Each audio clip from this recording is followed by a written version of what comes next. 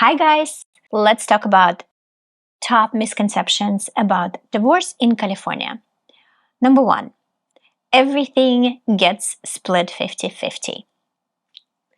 That's not what California law is about. California law does say that upon divorce, everything is presumed to be community. However, with exceptions, gifts, inheritance, money earned after the date of separation, money that was there before the date of marriage is not community. What does that mean? It's 100% the other person's money, 100% called separate property.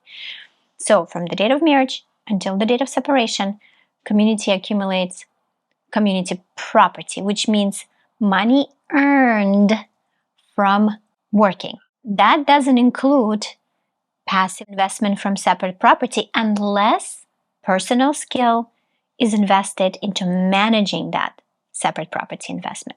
I created this book to help you understand the divorce process without getting lost or without getting a heart attack. You can buy it on Amazon in all formats, including audio format. Second misconception is moms always win custody. That's incorrect.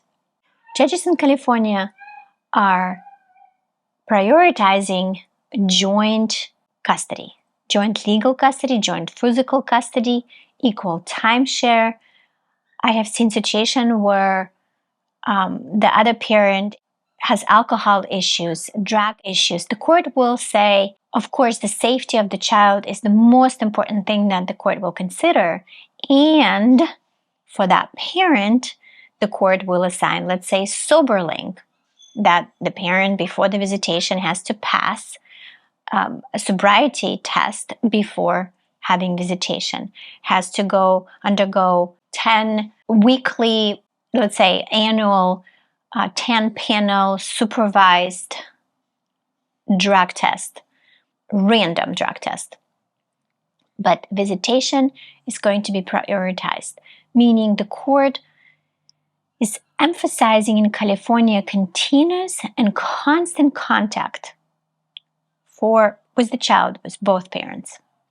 So, yeah, moms not always win. I know in other countries, potentially like Russia, or I even heard in China. I'm not sure.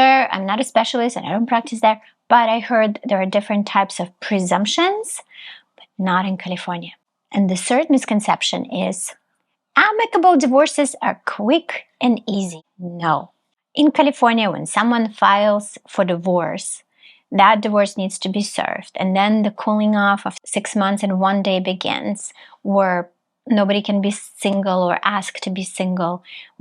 Ideally, both parties, at least the party who files for divorce, needs to do financial disclosures.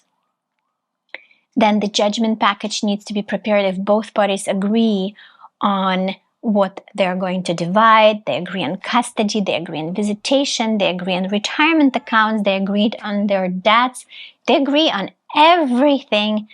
Then it could be relatively quick. I would say this, and I don't want this to be a precedent expectation, but I only in 15 years had one divorce that I was able to finish in 1 month. 1 month. From the time my client came to the office until we got the judgment paperwork back from the court saying the future date of divorce is 6 months and 1 day from the time you served your ex, that was the quickest. But they didn't have anything to divide. They had no children. It was super short marriage. Very. So the misconception is not completely off, but it makes it easier if the other side cooperates with the divorce. Another misconception is, if I have the money in my account, that means is mine. No, it means we're looking at where did the money come from?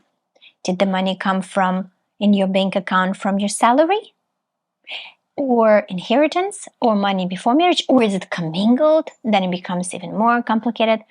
So we look at where the money is coming from, the source of money, not that the name on the account is in one spouse's name. So more often than not, spouses come to my office thinking, oh, because it's in specific party's name, it means it's their separate property. And they're always surprised. And I keep repeating it, so that's why I'm making this video, so it's clear that it's not. We always look at the source of money. There are more misconceptions, but I didn't want this video to be too long. So I hope that was helpful, and I will see you in my next video. Bye!